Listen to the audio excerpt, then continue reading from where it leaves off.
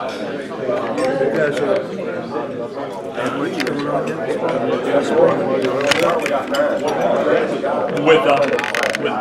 the club or soccer? Oh, yeah, we're spring's good for fall is June. Yeah, we got a fundraiser coming up in May that'll start sucking all the oxygen out of the room here in the next few weeks. But we're doing a concert in Bryan Park. Yeah, it'll be good. Good morning, Gate City. Good morning, Dan. Good morning, Kelly. How you doing? Good to see you, Kelly. There's some other folks here. All All right, thank you. Oh, is Dan here? Yeah. Dr. Howe, I believe you've got our invocation this morning. I do. Thank you. From the 25th Psalm. Please bow your heads. To you, O God, we lift up our souls. To you we offer our praise and prayer, our worship and thanksgiving, ever, even our very lives. Make your ways known to us. Show us the path on which we should walk. Lead us in your truth and teach us.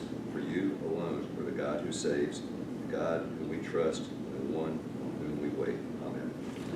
Let's stand for the pledge. I pledge allegiance to the flag of the United States of America, and to the republic for which it stands, one nation, under God, indivisible, with liberty and justice for all. The things we think, say, and do. It's the truth. It's fair to all concerned. Will it build goodwill and better friendships? Will it be beneficial to all concerned?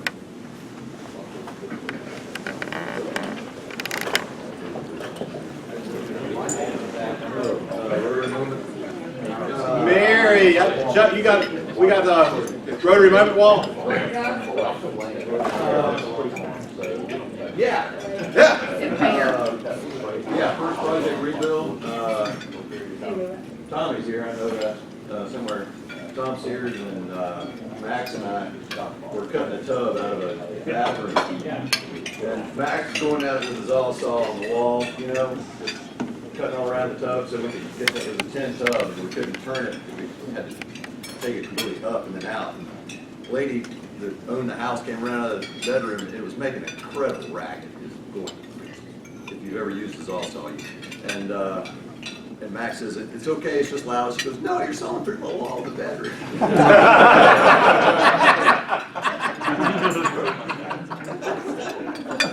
Sorry, Max in here to defend himself for that. Right.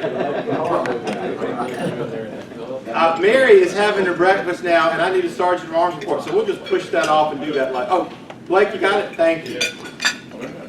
Oh, good morning. Morning.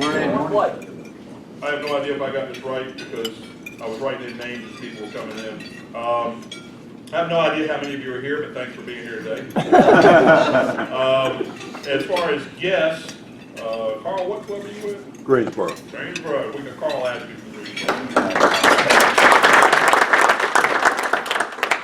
And then visitors, we have Tony V.I. Tony. Stand up, Tony.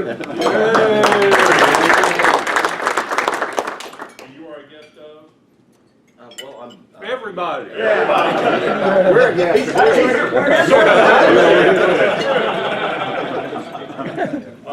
And then we have Tim Roberts, Jim, sorry, my handwriting, guest of Guy Robondo. Jim's in sales for furniture. He's a good friend of mine. We've been friends for years now. His wife and I are good friends as well. And he's had some interest in service organizations, so he's going to different ones, and he's going to figure out Rotary's the best. And then we have Christy Hampton, who is a guest of Ashley Wigglesworth. Is that correct? Welcome back. You came back on your own. She remembered we were actually neighbors many, many years ago. Did I miss any other guests? Any visitors? There you go. Thanks, Blake. Dale, do we have a birthday anniversary report? Yes, we do. Thank you. Okay, birthdays. The 20th of February, Tom Richardson will be a year older. And on the 23rd, Cooper Trotter. All right.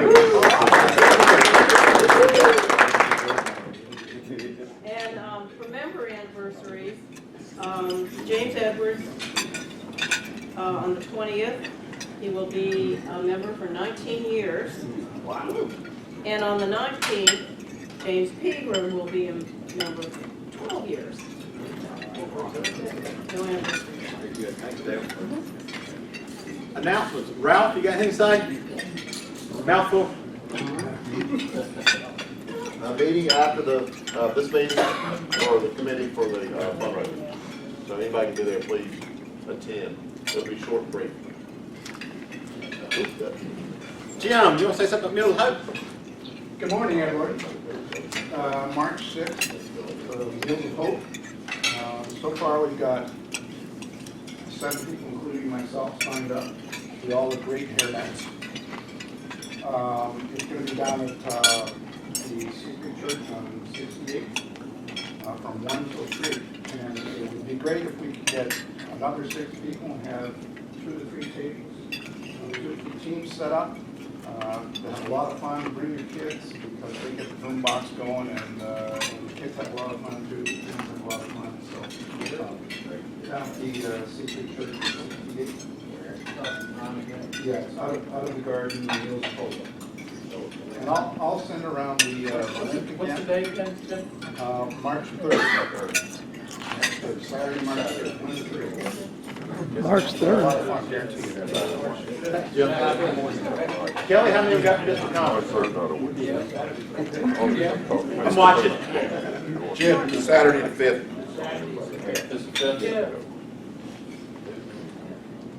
It is indeed. I think we've got 9 people signed up for district conference. So 10. Sign me up. Nice. Woo! All right. All right, so our next goal is 15. So who's? You just moved the bar. So you got 1 more week for the contest. Everybody that enters into that signs up for district conference by March the 1st. It's put into a pool to be drawn out to win a stay at Grandover. So if you're thinking about going, now's the time. If you're new, if you're a newbie, there's still 1,000. Is anybody new signed up for district conference that's never been? Raise your hand. I'm not new, but. Well, yeah, but you haven't been, no, not new, but you haven't been to district conference. So I get the whole amount. he's got $1,000 right now. Does somebody want to split it? Pretty easy. Pretty easy. If Guy gets the whole check, he's got the bar bill for the whole weekend. 3rd weekend in April. Yeah. All right. Globetrotters, let me know if you want to go. We've still got plenty of room. I need to know this month. March 1st is cut off for that. The date for Globetrotters is the 20th of March. That's a Sunday evening. It's a fun thing for the kids and grandkids. I don't think we've got any other announcements. So, Buster, we got any happy dollars? We have got happy dollars. Fantastic. Right. No, we have them. Happy dollars. Mike Carter. All right, first of all, you know. What could this be? Fans, I tell you for you guys, but Duke was the better team last night. Can I tell you my philosophy? I tell you need a new coach, but that's beside the point, okay? But it was a great game. And this is for our fundraiser on Saturday night for the We raised $1 million, so it was a great event. Several Rotarians were there too, so thank you guys. Like me, yes. All right, my philosophy. Y'all want to hear my philosophy? Yeah. Carolina Duke. Don't cost you $1. I'm not going to tell you this. All right, we want to hear it. All right. Now the Bible tells you that you're supposed to weep with those who weep and rejoice with those who rejoice. That ain't right. And so my philosophy is there out there in the world, there's what I call Duke Buster, right? So there's this guy, Buster, who's a Duke fan, who's sitting out there watching the game. And think of how happy Duke Buster was last night. Is that right? Is that right? So I consoled myself a little bit, thinking how happy they were. So. Good. Isn't that a great one? That's a great one. No, it wasn't a good one. I want Duke Buster to be sad a lot too, but anyway. You got one? Yeah, I got 2 as a matter of fact. Oh, yeah, I got And here's your Big Head Todd ticket. Yeah, right baby, here. There you all go. right. Nice. So Sunday or Saturday morning, I leave for Honduras. I get to this year lead help lead a group of 24 to Honduras for a house build through First Press. So I'm excited about that. And the second one, I'll try to keep it short, but this is really cool. You know, Cone Denim is, or you may have heard, and it's starting to get a lot of press because this year is their 125th year anniversary of being in Greensboro. And you've seen a little bit of things that have happened. You may have seen the frozen jeans at VF. You can see those. That's cool. So through the year, you'll see more. But in April, Cone Denim will celebrate their 125th year anniversary. And part of that celebration is that they have invited in dignitaries from the textile industry to come into Greensboro and celebrate, go over to the Cone Denim mill, go into White Oak, do the tour, see the facility, and generally just have a great celebration. And they're culminating it at the very end with a party at Cone Denim Entertainment Center with Kansas. You'll probably see Kansas is coming to town. That'll kind of be their party. All of those people will be there. Ken Kumberger, who is ITG president and a very good friend of mine, president of Cone Denim, and I were talking about a year ago, and came up with an idea that in order to help brand Greensboro as the denim capital of the world, that they would start thinking about an idea where if someone was coming to town, a dignitary, a Wyndham winner, a Springsteen, a Greg Allman, a Kansas, or somebody like that, that they would make a custom pair of out of White Oak denim blue jeans, get their measurements, have them custom fit, made, and present them. So he started thinking about this, and this idea has taken some traction, and they may start doing this. But ahead of that, as you all know, I have been a long time fan of Big Head Tub. They are playing Sunday night, you all know. Well, Ken has become a fan too, and he said, you know, why don't we try this out? Why don't we see, you know, if this works? Let's see if we can get the jeans cut and do what we're going to have to do ongoing. So today at 9 o'clock, the band is going over to White Oak. First time they've ever opened their doors. They're going over, taking a tour of the Cone Denim plant, seeing the 100-year-old Draper looms that are the, you know, it is the denim that the whole world wants to get their hands on. If you didn't know, the denim that comes out of the White Oak plant is the most sought-after denim in the world. And so they will go over there, take the tour, see the plant. They've got Fox 8's coming. News 14's coming, a couple of newspapers are coming, so you will see it later today. Them taking the tour and then being presented these first one-of-a-kind pair of White Oak jeans that hopefully they'll go out into the world and say, hey, I got these in Greensboro. So kind of cool. All right. I don't think Kelly tried all that hard to keep that short. You got to follow the I would have called him after a while. Jim Kennedy. It is March 5th, by the way, senior morning, Saturday, March 5th. Who all watched the Westminster? What? Westminster. At least a couple. Just $50 for Bobby Bridges. He and his crew do always such a great job running that, and the amount of detail that goes into it. Great job, Bobby. Great job. Right, Bobby. I've got two. Sherry and I found out that we are going to have our 5th grandchild. She'll be born in the Philippines. So Lindsay, who spoke here, and has since been married. Now we've got a baby coming.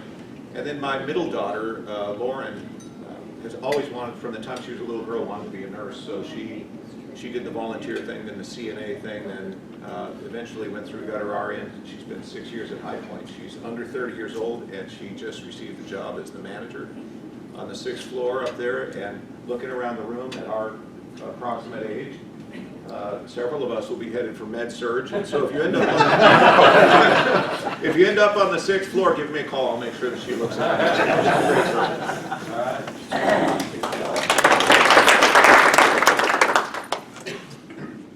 Bus driver, happy check. We had a good week. NetCom picked up North Carolina Baptist Hospital and UNC Health as customers, which will double the size of our company this year. $200. Wow. But as good as that is, I believe we found our co-sponsor club in Australia for our global grant. So Oh, good. we should be off and running.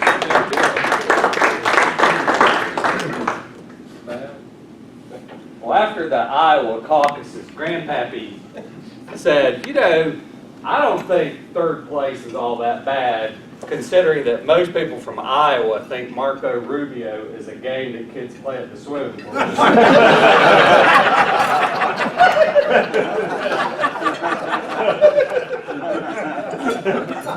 all you.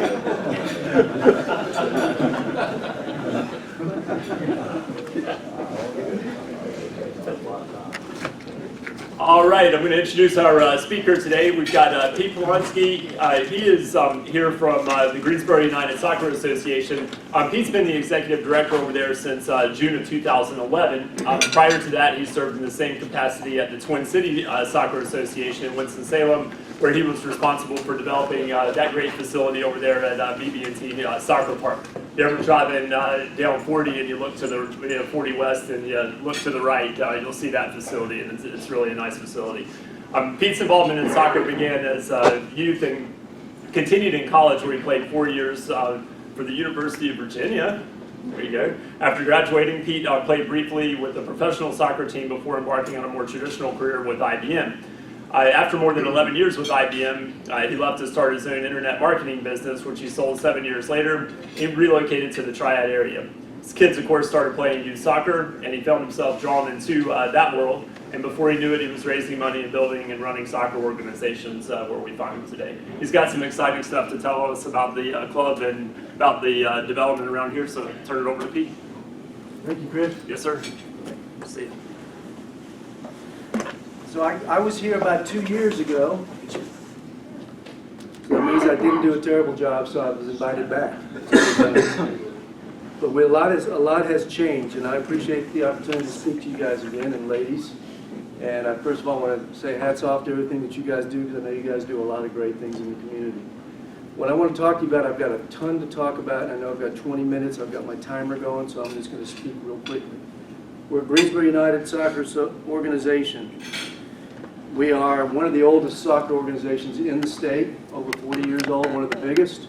We have around 4,000 participants of all ages, 3.5 all the way up to an adult organization of, we have some people in their 70s playing. We have opportunities to play at all levels, from your casual recreation to travel soccer, which everybody knows. If you don't know what that is, you could give your life to travel soccer like I have with my kids for the past 10 years. Chris is probably getting ready to start doing that.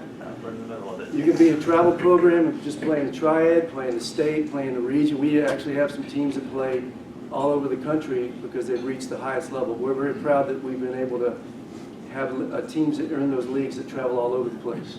We also have a semi-professional team, the Carolina Dynamo, a men's and women's program that's primarily made up of amateur college players that still have eligibility, and they play in a very competitive league, but also travels all over the country when they get to their national championship event.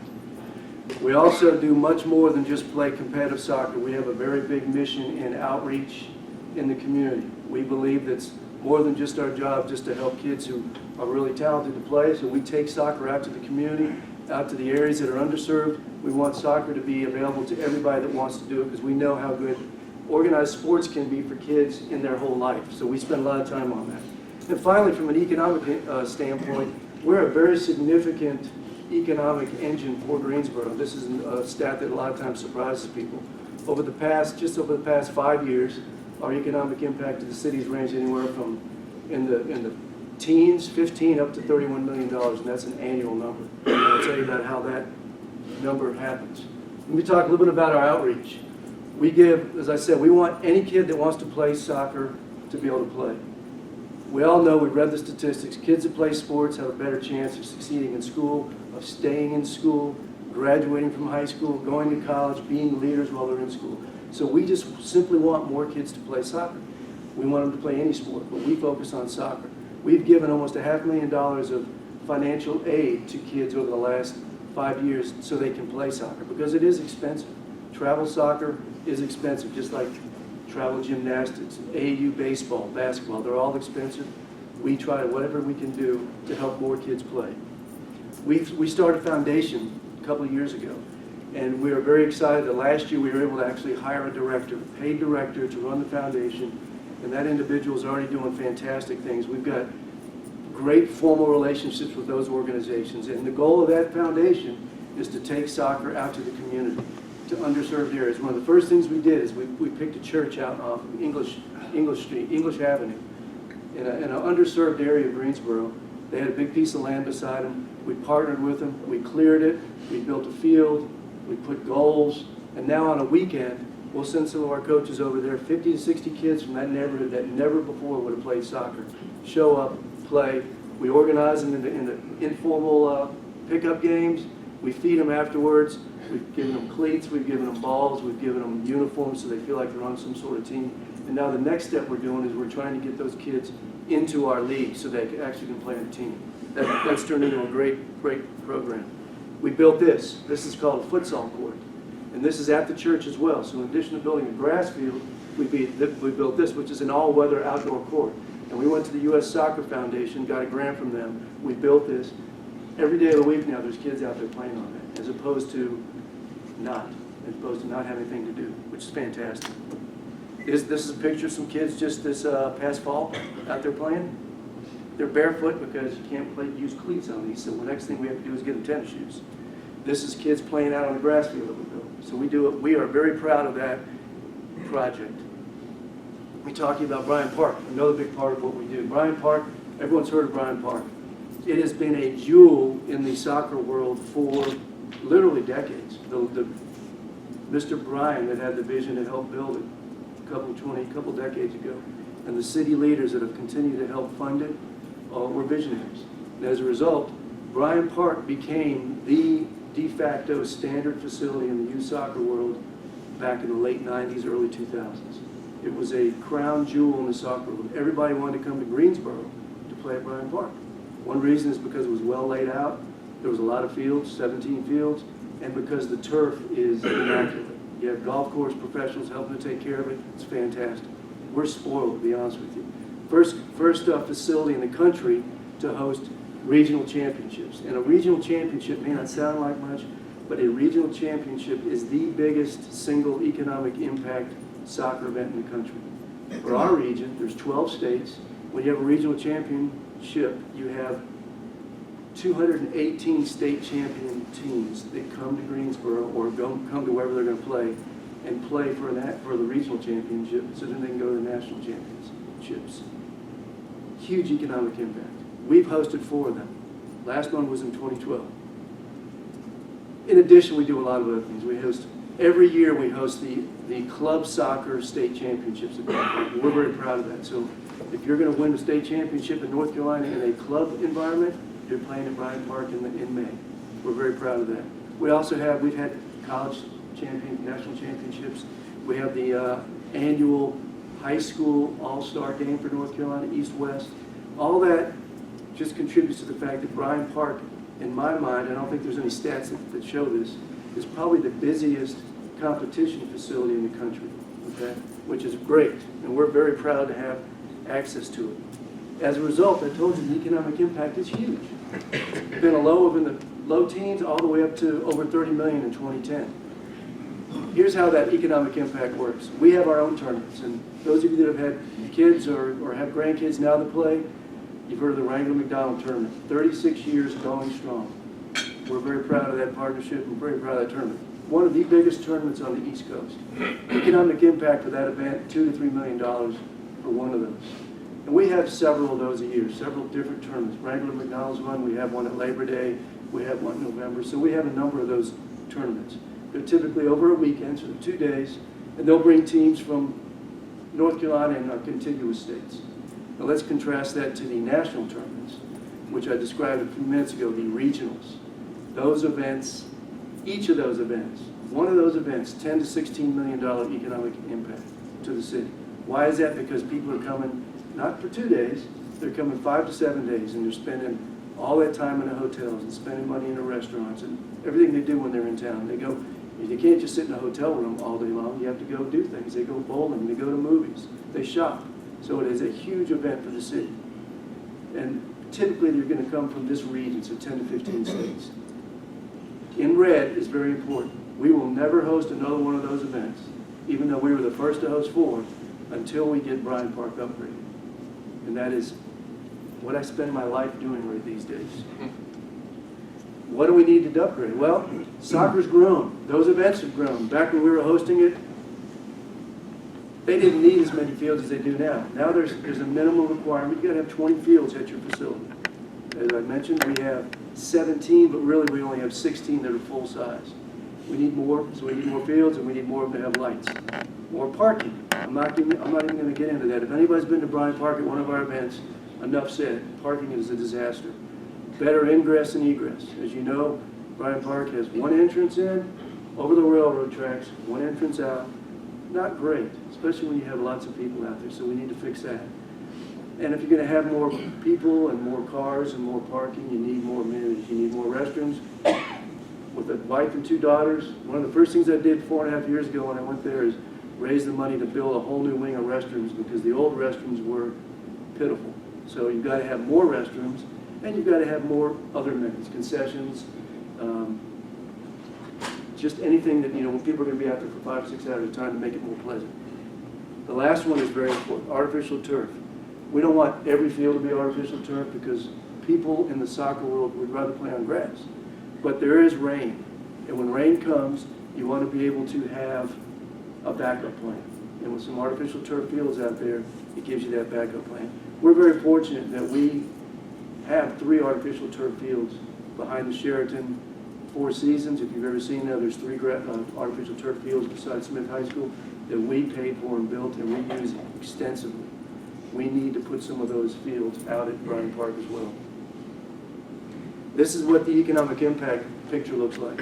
So you see, we've been as high as 30 million, we've been as low in 2013 as 14 million. These numbers, by the way, aren't numbers I dreamt up. These come from the CVB and the Sports Commission, so they have their formulas to figure out what they, actually how much money we're bringing into the city. Now the 2 red bars show if we get this project done, what will happen. And the reason we know that will happen is because the regionals that I've described has told us, if you build it, we will come. So I said, all right, let's see if that's really true. Last summer, I bid on regionals. So I put together a big packet. I went to the regional meeting, presented our bid along with 10 other municipalities in our region, and guess what? They came back and said, we want to come to Bryan Park, you get that done. So now, you see why I'm losing sleep. We got to get it done. We are going around talking to the city. We've already got, let me tell you where we are with our project. I've spoken to the city council probably a dozen times, and they've come forward with a major gift, which is awesome. I've been presenting to some of the bigger corporations in town, and we're doing very well. I'm going to tell you exactly how well in a few minutes. But this is what I tell people when I'm saying why we want you to partner in this project. For one, it's very important to the city of Greensboro to get that economic impact back up to where it was and where it should be. We have this opportunity sitting right in front of us. Let's take advantage of it. Why would your company want to invest in it? Well, it's not just a philanthropic opportunity, although it is. We're a nonprofit, and you can take advantage of that if you are participating. But soccer now, believe it or not, is mainstream. We've been hearing for years and decades. I know when I was growing up playing, it's just a matter of time before guys like you are adult and soccer will actually be mainstream.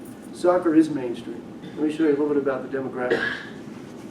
Demographics is very good. Part of it's because it's an expensive sport, okay? But bottom line is, from a company who's looking to get exposure to customers that are spending money, it's a great demographic. Anywhere from medium income to home ownership to net worth to the median age of the millennials and the people that are spending money. That's what we're at with soccer. Popularity. Believe it or not, these are stats that are out there. Soccer is extremely popular now with young adults and the youth. ESPN reports that amazing stat. 30% of households have at least one soccer player in that household. It's caught Major League Baseball and hockey in terms of popularity. Attendance at the MLS games, which is the professional league for soccer, surpasses the NBA, NHL. If you've ever heard about what's going on in the soccer stadiums that they built around the country now. We've got coaches that used to work for us that now work in professional markets like in Orlando City, Seattle, Portland, Philadelphia Union, DC United, those are all professional MLS teams.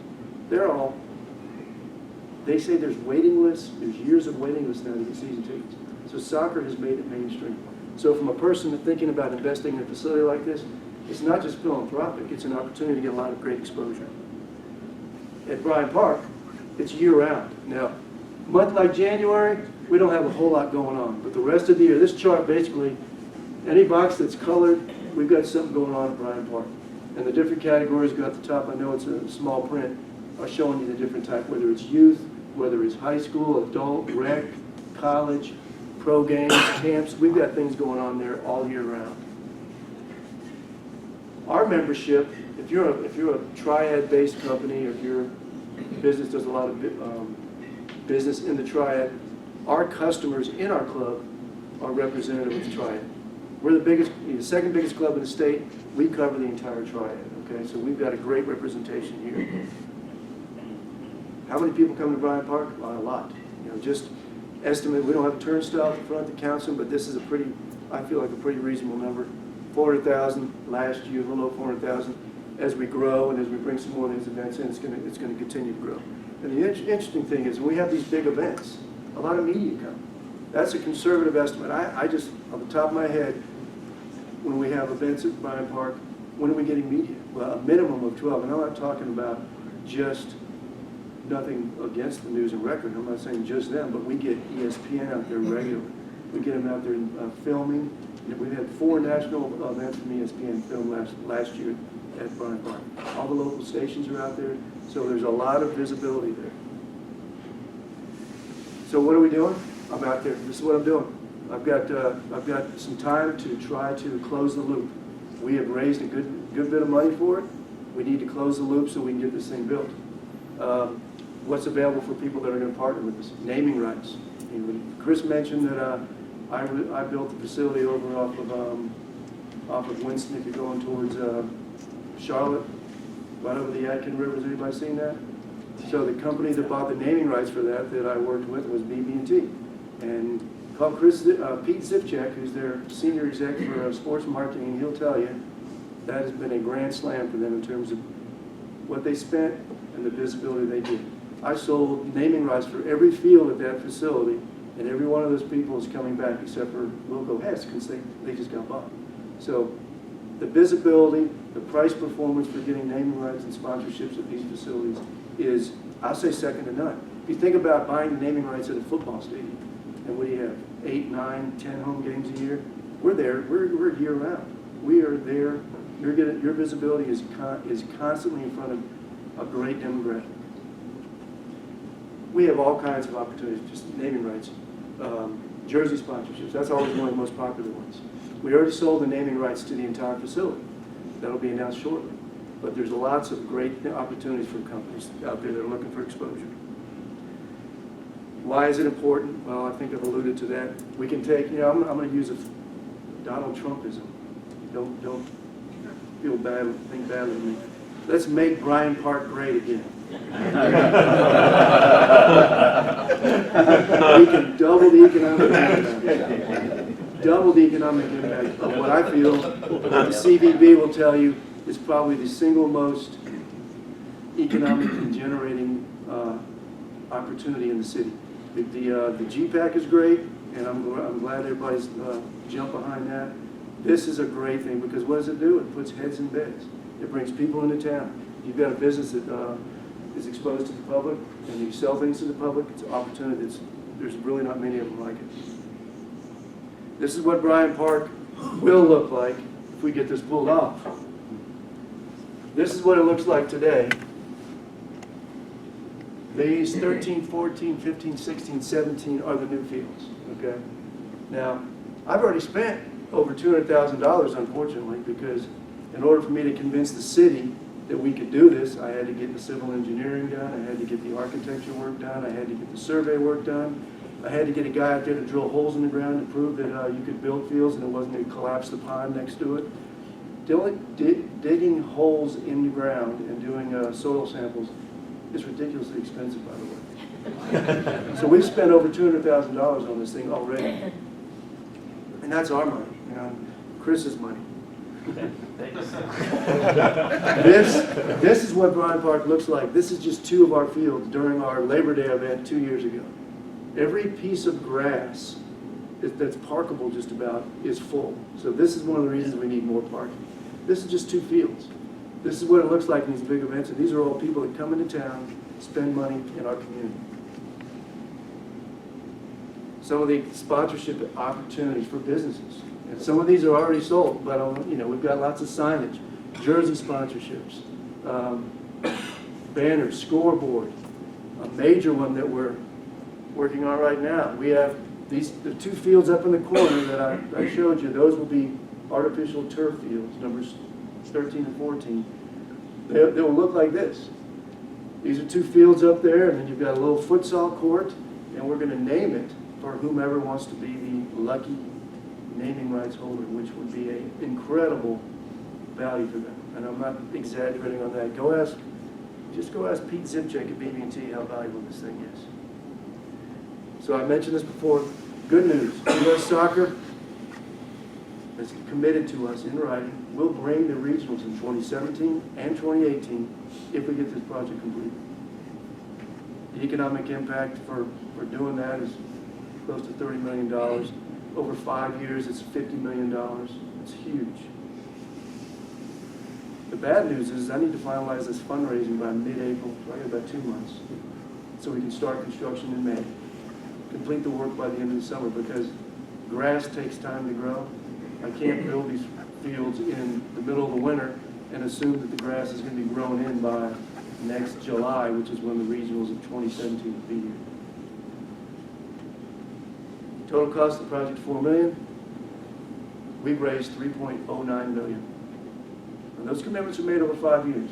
So when I'm talking to businesses and organizations, you know, we're not asking you to cut me a huge check up front. We're asking you for 5 smaller checks over 5 years. That's my Apple Watch, and I don't know how to turn it off. So we need about $1 million. You know, tell Siri, please stop ringing. Okay, I should have put at the last bullet, help make Greensboro and Bryan Park great again. How can you help? Introduce me. You know, if you know somebody that might want to participate, that might want to benefit from this project, introduce me, because I want to go out and make, you know, I've been doing this for a year now. We've gotten to almost 3.1 million. Get me in the door and I'll take it from there, and I just want to present the same thing I presented you, because I really feel like this is a no-brainer. I presented this thing when I first started about a year and a half in front of the Sports Commission, the CBB, the City Council. You know, eventually they go, okay, Pete, stop. We get it. It's a project we need to do. We need to do it here. So City Council, $1 million from the city. From other major gifts, you know, up to $2 million. We've got some small ones and some big ones. Now the hard work is, you know, we've hit a roadblock. I've hit a pretty big roadblock in the past 3 or 4 months where I had a board meeting Monday night, and I presented the bad news. I said, guys, here's the good news is, you know, we're actually putting these bids out now to get the construction started, because we have to if we're going to get started and get it done. The bad news is I'm about $1 million short. Board, you're the one that approved this a year and a half ago when I said we need to raise this. I need your help, board. So we got a lot of people with arms and legs that are going after the community. It's a really important project. I hope if you guys have some ideas, businesses, organizations, individuals that want to help with this, I'm going to leave my business cards. You can get in touch with me through Chris. You can go to our website, greensborounited.org. Contact me, and I'll be out there wearing my suit. Won't embarrass you. Make a presentation. Help make Bryan Park great again. Do I have any questions? Just to speak in support of it, I'm someone who's played regionals, I've played Wrangler 10 years. My family's not vacation. We played travel soccer. My sister, she'd be playing in D.C., I'd be playing in Tampa. Yeah. And it really does drive. It has such an economic driving power, especially in North Carolina. We come on a soccer hotbed, and I think Greensboro has really established itself. Well, thank you. Yeah, I didn't say this, but North Carolina is respected as one of the top youth soccer states in the country. I'm not sure why that happened. Obviously, we've got Chapel Hill down there that's done a lot for women's soccer. I've got a daughter that plays college soccer right now at Clemson. She wouldn't be there if it weren't for playing youth soccer. All my kids have played youth soccer, and I can tell you, I played youth soccer, and it's been a big part of helping my path. You know, and I didn't come out of college wanting to play professional soccer. I just did it for about a month till my dad said, "You got a job offer with IBM. Get your butt out of the soccer field and into your suit." So, but it helped. Playing sports is great for kids, and this is a great sport. Great sport. I'm still playing now, as old as I am, because you can play it that long. Thank you for that comment. Yes, sir. You mentioned, there was an issue with traffic in and out of there. Yes, sir. Is that part of this $4 million plan, or is that outside of this? That's a great question. Now, we have in the plan I'll show you the picture.